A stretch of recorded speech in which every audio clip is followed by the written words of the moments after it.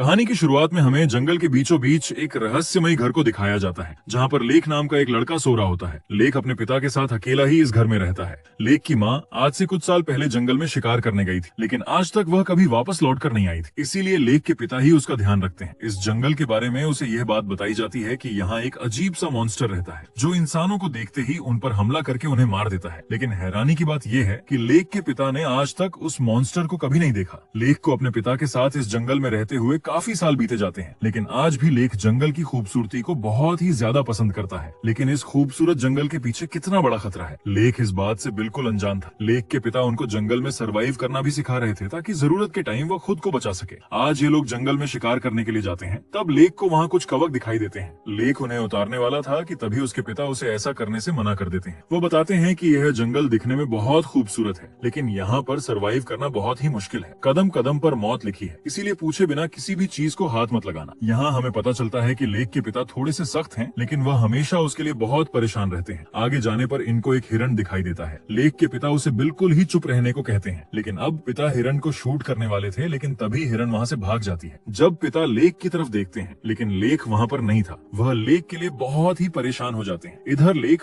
उसी हिरण का शिकार करने के लिए दूसरी साइड पर गया हुआ था, क्योंकि लेक को लग रहा था कि वह इस साइड से हिरण का शिकार कर सकता है। जैसे ही लेक अपनी गन उठाता है, उसे सामने वही अजीब सा मॉन्स्टर नजर आता है। मॉन्स्टर लेक को देखकर काफी डरावनी आवाजें निकाल रहा था। मॉन्स्टर की आवाज इतनी ऊंची थी कि जंगल में मौजूद परिंदे भी उड़कर इधर उधर चले गए थे, लेकिन लेक बहुत ज्यादा डर जाता है। तभी पीछे से उसके पिता आकर लेक पर बहुत ज्यादा चिल्लाते हैं। वह उसे बहुत डांटते हैं, क्योंकि वह उन्हें बिना बताए ही उनसे काफी दूर चला गया था। लेक के पिता उसके लिए ही बहुत परेशान हो रहे थे, लेकिन लेक कंफ्यूज था कि उसे मॉन्स्टर से डरना है या अपने पिता से। जैसे ही उन्हें मॉन्स्टर का पता चलता है, दोनों भागते हुए पास बने हुए एक हाउस में चले जाते हैं। अब लेक के पिता हाउस में छुपकर उस मॉन्स्टर को देखने लगते हैं, लेकिन तभी इनको वो हिरण दिखाई देता है, जिसे मॉन्स्टर ने बहुत बुरी तरह से चीर दिया था। हिरण की बॉडी बहुत बुरी तरीके से नोची गई थी। ये देखकर बाप बेटा बहुत डर जाते हैं। तभी लेक के पिता को वो मॉन्स्टर दोबारा से दिखाई देता है। मॉन्स्टर इन दोनों को देख चुका था, इसीलिए अब वह इनका भी शिकार करना चाहता था। जैसे ही लेक के पिता मॉन्स्टर को मारने के लिए उस पर शूट करता है, मॉन्स्टर तेजी से वहाँ से भाग जाता है। अपने पिता से इस मॉन्स्टर के बारे में पूछता है, लेकिन उसके पिता उसे झूठ बोलते हुए कहते हैं ये एक जंगली भालू है, इसलिए हमें उसे डरने की कोई जरूरत नहीं। लेक अपने रूम में था, तभी उसके पिता फोन पर बात कर रहे थे। वह मॉन्स्टर के बारे में बता रहे थे। पिता बताते हैं कि वह मॉन्स्टर अभी भी जिंदा है। आज वो मेरे सामने आया, मैंने उसे मारने की बहुत कोशिश की,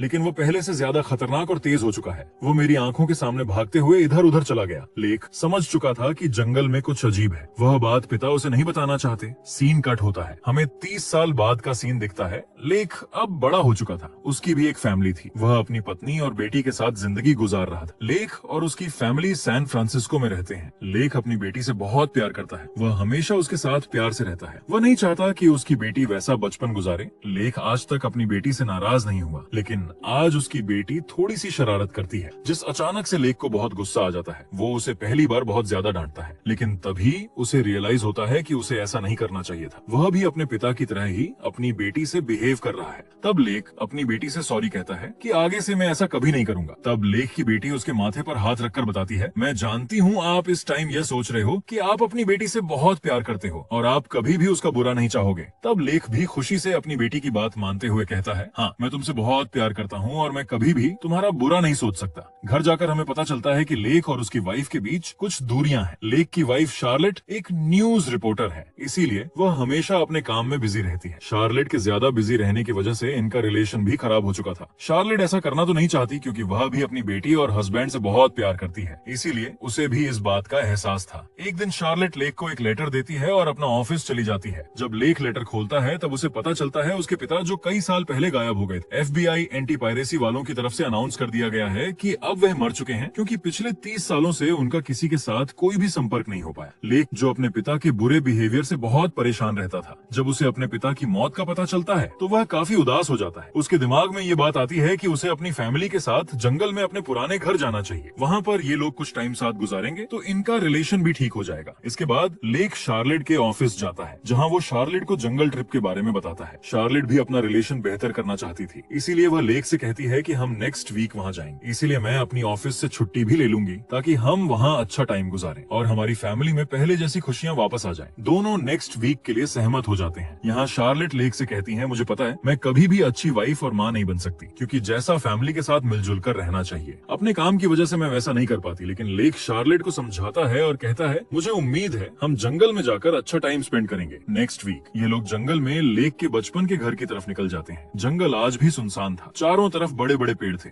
लेकिन मसला ये था कि लेक को उसका घर नहीं मिल रहा था, क्योंकि वह 30 साल बाद इस जंगल में आया था। जंगल पहले से काफी घना और बदल चुका था। मसला यह भी रहा कि वहाँ मोबाइल के सिग्नल्स भी नहीं थे, जिससे ये लोग मैप से अपना घर ढूंढ सकते। तभी दूर हाउस में एक आदमी अपनी गन लिए इन्हें देख रहा था। आदमी धीरे धीरे इनकी तरफ आता है। लेक और उसकी फैमिली भी आदमी को देख लेते हैं। तीनों बहुत डर जाते हैं, लेकिन अच्छी बात यह थी कि वह आदमी लेक को पहचान जाता है। असल में यह आदमी लेक का बचपन का दोस्त था। आदमी के हाथ में गन देखकर शार्लेट बहुत ज्यादा डरी हुई थी, इसीलिए वो लेक को आदमी से दूर जाने को कहती है। लेकिन लेक बताता है कि यह जंगल काफी खतरनाक है, यहाँ अलग अलग किस्म के जानवर पाए जाते हैं, इसीलिए जंगल में रहने वाले हर इंसान के पास अपनी सेफ्टी के लिए गन जरूर होती है। आदमी को बताता है कि मैं आज कई साल बाद जंगल में आया हूँ, इसीलिए तुम प्लीज मुझे मेरे घर का रास्ता बता दो। आदमी इनकी कार में बैठ जाता है और अब ये लोग घने जंगल के अंदर चले जाते हैं। जंगल में सफर करते हुए इन्हें रात हो चुकी थी और अब तक ये लोग अपने घर के बिल्कुल करीब पहुंच चुके थे। तभी इनकी गाड़ी के सामने कोई चीज आती है। लेक का ध्यान उसकी तरफ जाता है, इसीलिए इनका बहुत बुरी तरह एक्सीडेंट हो जाता है। इनकी गाड़ी दो पेड़ों के बीच लटक जाती है। घबराया हुआ लेक का दोस्त गाड़ी से बाहर निकलने की कोशिश करता है। जैसे ही वह गाड़ी का डोर खोलता है, वह नीचे गिर जाता है। तभी वहाँ मॉन्स्टर आकर आदमी पर हमला कर देता है। आदमी मदद के लिए चिल्लाता है, लेकिन मॉन्स्टर आदमी को चीर फाड़ कर मार देता है। गाड़ी के अंदर लेक शार्लेट और उनकी बेटी बहुत ज्यादा डर जाते हैं। थोड़ी देर बाद जब इन्हें लगता है कि बाहर बिल्कुल खामोशी है, ये लोग गाड़ी से बाहर आने की कोशिश करते हैं, लेकिन तभी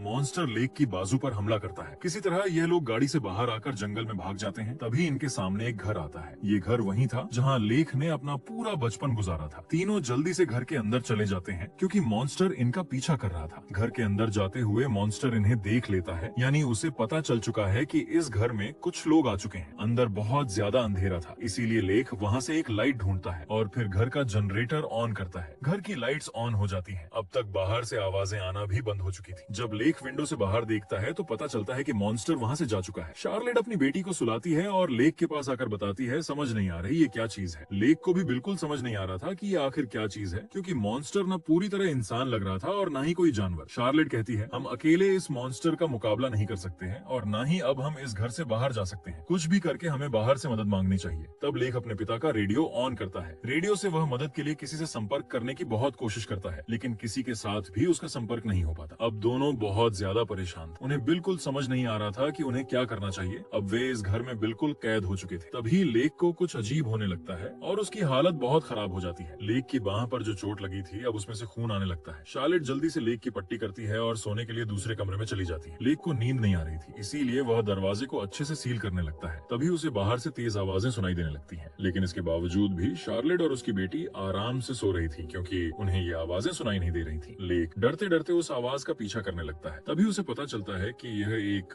मकड़ी की आवाज है जो अलमारी के अंदर थी। आवाज सुनकर लेक काफी हैरान हो जाता है कि यह आवाज सिर्फ उसी को क्यों सुनाई दे रही है। असल में जिस मॉन्स्टर ने लेक को काटा था वह एक भेड़िया था। भेड़िया जिस भी इंसान को काटता था, वह इंसान भी भेड़िए के वायरस से इन्फेक्ट होकर भेड़िए जैसा अजीब मॉन्स्टर बन जाता। इस वुल्फ वायरस की वजह से लेक की सुनने की ताकत भी बहुत ज्यादा हो चुकी थी, इसीलिए लेक को अब वहाँ हर चीज की आवाज सुनाई दे रही। तभी उसे पता चलता है कि बाहर वही भेड़िया आ चुका है जिसने उस पर हमला किया था। लेक धीरे धीरे दरवाजे के पास जाता, लेकिन तभी मॉन्स्टर नीचे से दरवाजा तोड़कर लेक का पांव पकड़ लेता है और उसे बाहर खींचने की कोशिश करने लगता है। लेक बहुत ज्यादा चिल्लाता, शार्लेट भी डर जाती है। तभी वह पास पड़ी हुई एक कुल्हाड़ी उठाती है और वुल्फ को मार मार कर अपने पति से दूर कर देती है। अब तक लेक में भी वुल्फ वायरस बहुत हद तक फैल चुका था। उसका शरीर बदल रहा था, दांत गिर रहे थे और उसे आवाजें और भी ज्यादा सुनाई देने लगी थी। लेक की अपनी आवाज अब खत्म हो चुकी थी और धीरे धीरे वह वुल्फ की आवाज में गुर्राने लगता है। लेक शार्लेट से कुछ कहने की कोशिश करता है, लेकिन उसकी अजीब सी आवाज में शार्लेट को कुछ भी समझ नहीं आता। इसलिए वह एक पेन और पेपर लेक को देती है ताकि वह लिखकर बताए कि उसे क्या हो रहा है। तब लेक पेपर पर डाइंग लिखकर शार्लेट को बताता है। डाइंग यानी लेक मर रहा है। शार्लेट लेक को हौसला देती है। वह भी बहुत परेशान थी। तभी लेक की हालत और भी ज्यादा खराब हो जाती है। उसके बाल भी गिरने शुरू हो चुके थे। इसी बीच उनकी बेटी भी वहाँ आ जाती है। शार्लेट जल्दी से बेटी को दूसरे रूम में ले जाती है। वो बताती है, तुम्हारे पिता की तबीयत कुछ खाने से खराब हो गई है। परेशानी की कोई जरूरत नहीं, हम सुबह होते ही तुम्हारे पिता को हॉस्पिटल ले जाएं। इसलिए इसलिए तुम सो जाओ। तभी लेक के जख्म वाली जगह से खून निकलने लगता है। शार्लेट वहाँ से पट्टी हटाती है, तब देखकर वो बहुत ज्यादा परेशान हो जाती है क्योंकि लेक का जख्म बुरी तरह जल चुका था। लेक को वहाँ बहुत ज्यादा दर्द हो रहा था, इतना दर्द कि वह अपनी बाह रगड़ने लगता है, यहाँ तक कि वो अपने मुंह से बाह को खाने की कोशिश करता है। शार्लेट बहुत ज्यादा घबरा जाती है, उसे बिल्कुल भी समझ नहीं आ रहा था कि अब उसे क्या करना चाहिए। उसे समझ आ चुका था कि उनके पास सुबह तक का समय नहीं है। शार्लेट को बाहर लेक के पिता की कार नजर आती है। शार्लेट अब अपनी फैमिली के लिए अपनी जान दांव पर लगाने वाली थी। वह जल्दी से अपनी बेटी और पति को कार के पास लेकर जाती है, लेकिन तभी वह वुल्फ मॉन्स्टर भी वहाँ आ जाता है। मॉन्स्टर अब इन पर हमला करने लगता है। लेक अभी पूरी तरह वुल्फ में नहीं बदला था, इसीलिए वे शार्लेट को घर की तरफ इशारा करता है कि बेटी को लेकर घर के अंदर चली जाओ। इसके बाद लेक वुल्फ मॉन्स्टर के साथ लड़ता लड़ता उसे घर की दूसरी साइड ले जाता है। इतने में शार्लेट अपनी बेटी को लेकर घर आ चुकी थी। थोड़ी देर बाद जब लेक वापस आता है तो उसकी हालत पहले से भी ज्यादा खराब हो चुकी थी। उसके सारे बाल गिर चुके थे और वुल्फ वाले दांत भी बाहर आ चुके थे। तभी लेक को खून की उल्टी आती है। उसके पेट से वुल्फ की उंगलियां बाहर आती हैं, यानी लेक वुल्फ से लड़ते लड़ते उसकी उंगलियां खा गया था। अब वायरस उस पर भारी होने लग चुका था। लेक को भी समझ आ चुका था कि जल्दी ही वह अपनी फैमिली के लिए खतरा बनने वाला है, इसीलिए वह फैसला करता है कि वह जंगल में भाग जाएगा। जैसे ही लेक बाहर जाने के लिए डोर खोलता है, बाहर खड़ा हुआ वुल्फ मॉन्स्टर लेक पर हमला कर देता है। दोनों के बीच लड़ाई शुरू हो चुकी थी, लेकिन इस बार उसकी गर्दन ही काट देता है। इस वजह से वह वुल्फ मॉन्स्टर भी मारा जाता है। तभी उसकी बाजू पर लेक को पिता का टैटू बना हुआ था। इसका मतलब यह था कि यह वुल्फ मॉन्स्टर कोई और नहीं बल्कि लेक के पिता ही थे, जो वुल्फ वायरस से इन्फेक्ट होकर वुल्फ मॉन्स्टर बन चुके थे। वायरस अब लेक में भी आ चुका था, इसीलिए वह अपनी फैमिली को बचाने के लिए घर से बाहर निकल जाता है। तभी उसका पांव स्लिप होता है और वह नीचे गिर जाता है। अब तक लेक के हाथ पर वुल्फ के नेल्स भी आ चुके थे और उसकी बॉडी पर वुल्फ के हेयर्स भी आ चुके थे, यानी अब तक लेक पूरी तरह वुल्फ मॉन्स्टर में बदल चुका था। इसीलिए वह अपनी फैमिली पर ही हमला करने के लिए वापस आने लगता है, लेकिन अभी भी वो वायरस को अपने ऊपर हैवी होने से रोक रहा था। शार्लेट और उसकी बेटी लेक के बिल्कुल सामने थी, लेकिन फिर भी वो खुद को कंट्रोल रखते हुए उन दोनों पर हमला नहीं करता। शार्लेट अपनी बेटी को लेकर वहाँ से भाग जाती है। लेक नका पीछा करता है, लेकिन उसका पांव एक ट्रैप में फंस जाता है। ये ट्रैप लेक के पिता ने जंगली जानवरों को पकड़ने के लिए बनाया था। लेक अपना पांव ट्रैप से आजाद करवाने के लिए अपने मुंह से अपनी टांग काटने लगता है। इसके बाद वह रेंगते रेंगते उन दोनों की तरफ जाने लगता है। इधर शार्लेट और उसकी बेटी उसी जगह आ चुकी थी जहाँ इनका एक्सीडेंट हुआ था। वहाँ लेक के दोस्त की बॉडी पड़ी हुई थी, वहाँ उसकी गन भी थी। शार्लेट जल्दी से गन उठाकर अपनी बेटी के साथ पास में बने हुए हाउस में चली जाती। इतने में सुबह भी हो जाती है। लेक आहिस्ता आहिस्ता उनके पास आ चुका था, लेकिन अभी भी वह उन्हें कुछ भी नहीं कहता। आज उसकी जिंदगी का पहला दिन था। उसकी बेटी उससे डर रही। तभी लेक की बेटी उसका दिमाग पढ़ लेती है। वो मॉम से कहती है, वो बताती है कि पिता कह रहे हैं मुझे मार दो, लेकिन शार्लेट ऐसा नहीं कर सकती थी। लेकिन अब लेक हमला करने वाला था, इसीलिए शार्लेट ना चाहकर भी लेक को शूट कर देती है। गोलियां लगते ही लेक नीचे गिर जाता है और आसमान की तरफ देखकर जंगल की खूबसूरती देखता है। शार्लेट और उसकी बेटी लेक के पास आकर बहुत रोती है। इतने में लेक भी अपना दम तोड़ देता है। अब शार्लेट अपनी बेटी के साथ जंगल से निकलने की कोशिश करने लगती है और इसी के साथ ये मूवी यहीं खत्म हो जाती है।